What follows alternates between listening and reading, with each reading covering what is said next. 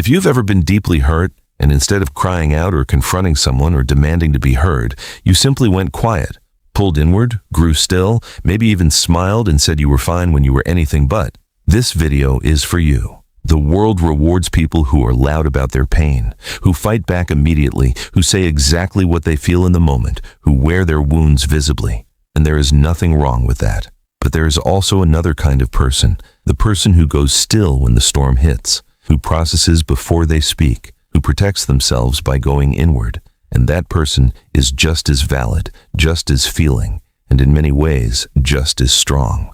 So let's talk about the psychology of people who go quiet when they're hurt.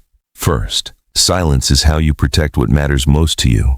Psychology shows that people who withdraw emotionally when hurt are often individuals with a very high investment in their relationships and their own integrity. The silence isn't indifference, it's actually the opposite. When you care deeply about someone, the fear of saying something in the heat of pain that you can't take back becomes very real. Research on emotional regulation shows that individuals who pause before responding during conflict are more likely to preserve the long-term health of their relationships than those who react immediately. Your silence is a form of protection of the relationship, of the other person, and of your own self-respect. You go quiet because you care too much to be careless with your words. Second, you are an internal processor, and that is a cognitive strength. Research indicates that people who respond to emotional pain with withdrawal rather than immediate expression tend to be deep internal processors, individuals whose brains work through complex feelings by turning inward rather than outward. Think about it this way. Some people process out loud. They talk it through. They cry it out. They need an audience for their emotion. But internal processors need silence, the way a computer needs time to run a complex program. The thinking happens underneath, quietly and thoroughly, before anything surfaces. Studies in personality psychology link this internal processing style to higher levels of self-reflection, more considered decision-making, and a more nuanced understanding of one's own emotional experience. Your quiet isn't emptiness, it is a mind working at full capacity. Third, your silence carries the history of not being heard. Psychology shows that many adults who go quiet when hurt learn to do so in childhood, in environments where expressing pain didn't lead to comfort, but to dismissal, punishment, or further hurt. If you grew up in a home where saying, "that hurt me," was met with, "you're too sensitive," or "stop crying," or simply silence in return, your nervous system learned something important.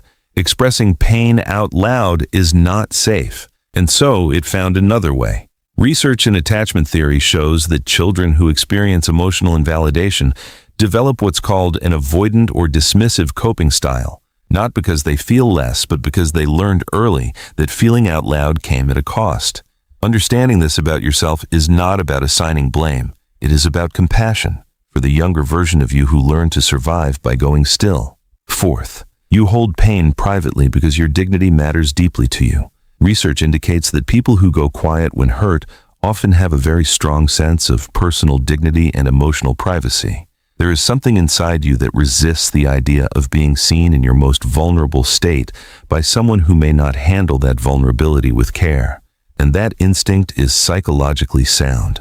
Not everyone deserves access to your deepest pain. Not every person who hurts you has earned the right to watch you fall apart over it. Psychology research on vulnerability, including the widely respected work of researcher Brené Brown, consistently shows that vulnerability shared in the wrong environment with the wrong people does not lead to healing. It leads to further exposure and harm. Your silence is a boundary. It is you deciding, consciously or not, who gets to see the real cost of what they did. That is not coldness. That is discernment. Here is what I want you to take away from all of this. You are a person who feels deeply and protects fiercely. A person who has learned, through experience and instinct, that your pain belongs to you first, and that you get to choose when, how, and with whom you share it. That silence you carry, it is not nothing. It is everything you haven't said yet, and it deserves to be understood. If this video felt like someone finally saw you clearly, then subscribe to MindNest Psychology.